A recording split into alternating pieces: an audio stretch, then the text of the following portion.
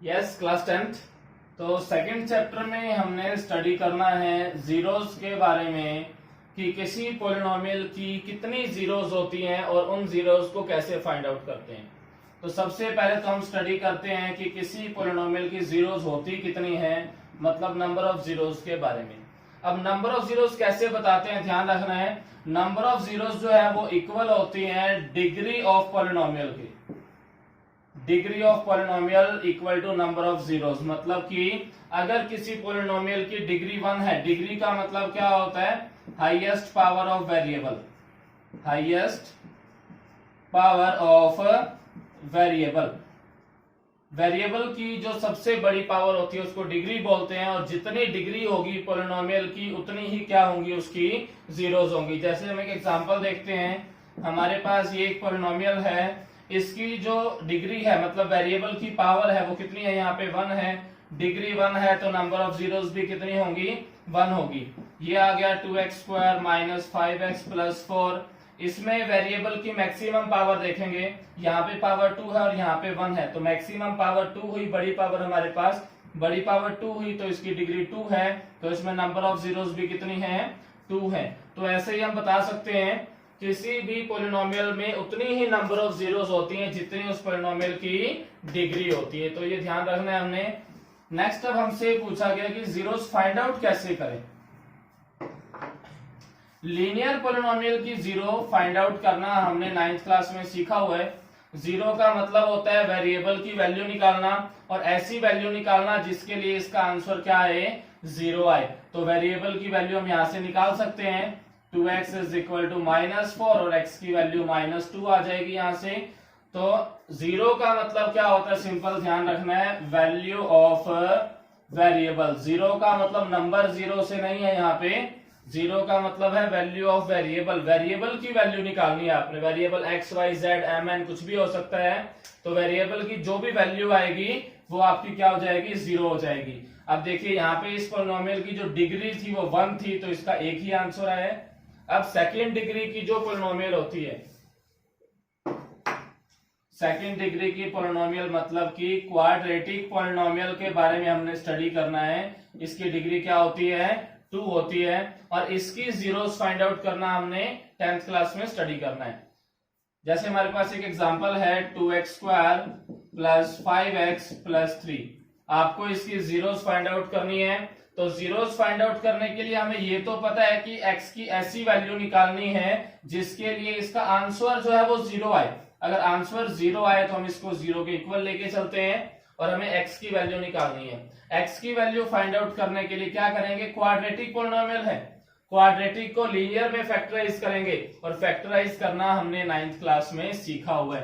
कैसे फैक्टराइज करते हैं, सबसे पहले जो x² का कोफिशिएंट है और जो कांस्टेंट टर्म है दोनों की मल्टीप्लाई करेंगे। मल्टीप्लाई करने पे 6 आ गया।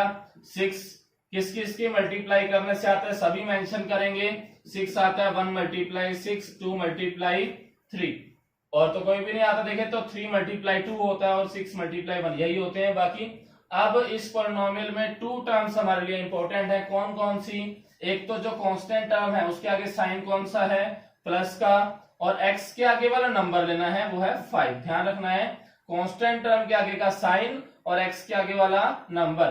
तो प्लस करने से 5 आना चाहिए इन पेयर्स में से। यहाँ पे देखें तो 2 + 3 5 होता है।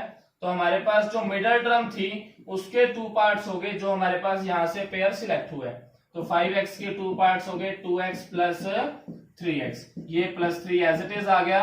अब ये ब्रैकेट ध्यान रखनी है, जरूर लगानी है, क्योंकि अगर यहाँ पे माइनस का साइन होता तो अंदर वाले साइन ब्रैकेट ओपन करते टाइम चेंज करते, बट अभी यहाँ पे प्लस का साइन है तो कुछ भी चेंज नहीं होगा। 2x² plus 2x plus 3x plus 3 equal to 0। अब फर्स्ट 2 टर्म्स में से देखते हैं हम कॉमन क्या है हमारे पास। यहां से देखें तो 2x जो है वो कॉमन आ गया, यहाँ रह गया x और यहाँ पे रह गया 1। ध्यान देना है, यहाँ पे x 2 टाइम्स था, हमने 1 टाइम कॉमन लिया और 1 टाइम अंदर रह गया। ये पूरा का पूरी टर्म हमारे पास कॉमन आ गई है और जहां पे सब कुछ कॉमन आ जाता है वहां पे 1 रह जाता है। प्लस यहां से देखें तो इसमें से 3 कॉमन आया, यहाँ भी x + 1 आ जाएगा। अब x + 1 दोनों में था तो ये x + 1 और ये 2x + 3 इक्वल टू 0। अब इन दोनों में से देखते हैं, दो लीनियर टर्म आ गई हमारे पास, इन दोनों को 0 के इक्वल पुट करके हम x की वैल्यू फाइंड आउट करेंगे। कैसे? फर्स्ट में x plus 1 equal to 0, x plus 1 equal to 0, और सेकेंड क्या है 2x प्लस 3 इक्वल टू 0। दोनों को 0 के इक्वल पुट किया, यहां से x की वैल्यू -1, और यहां से अगर आप x की वैल्यू फाइंड आउट करेंगे तो -3/2 आ जाएगी। तो इसकी जो डिग्री थी वो 2 थी, तो इसके 2 आंसर्स आए हैं। ध्यान रखना है जो क्वाड्रेटिक पॉलिनोमियल की जीरोस फाइंड आउट हुई हैं, इनको अल्फा और बीटा से रिप्रेजेंट करना है। अल्फा फर्स्ट 0 होगी and beta is equal to -3/2। ये दोनों आपके आंसर्स आ जाएंगे। अल्फा और बीटा जो होती हैं that are the zeros of quadratic polynomial. तो बता सकते हैं सभी, बिल्कुल सिंपल सा क्वेश्चन था। एक और हम क्वेश्चन लेके चलते हैं फैक्टराइजेशन पे ही।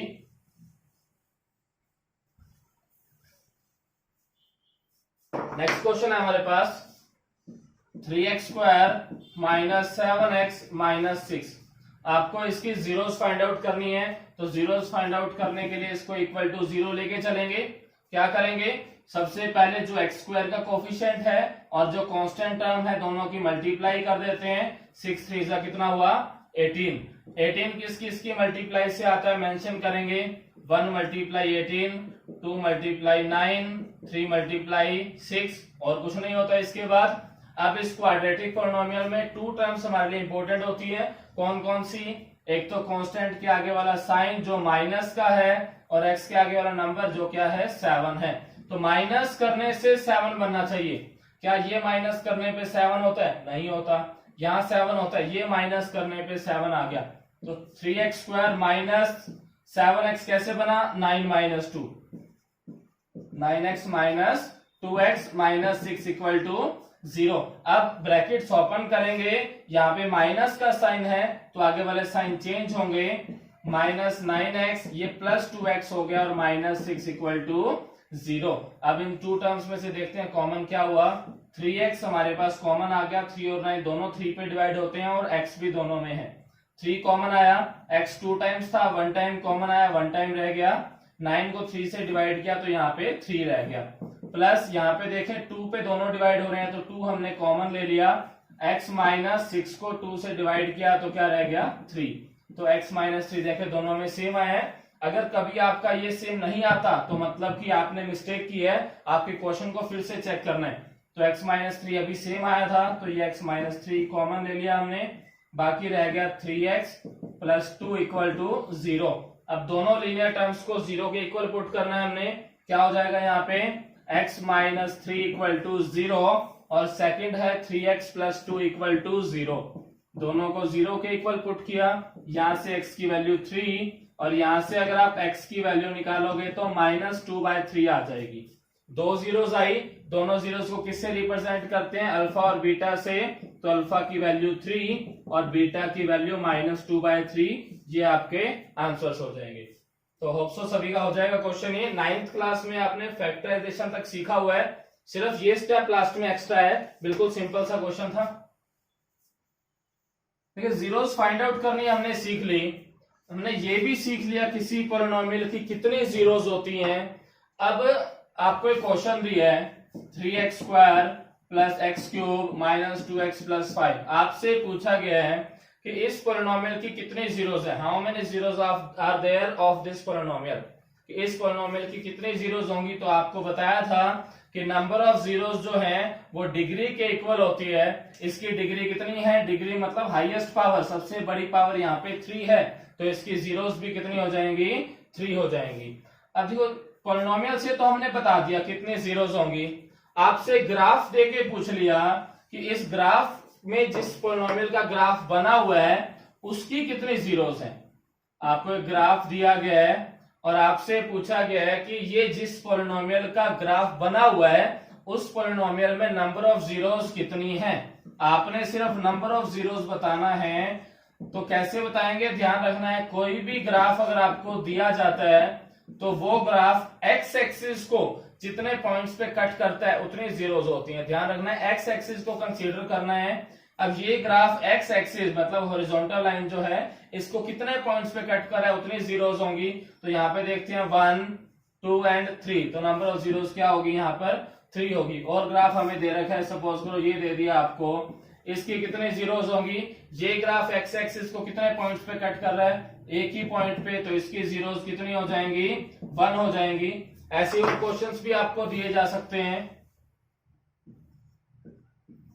ये ग्राफ आपको दे दिया एक, इसमें आपको नंबर ऑफ जीरोस बताना है कि कितनी होंगी।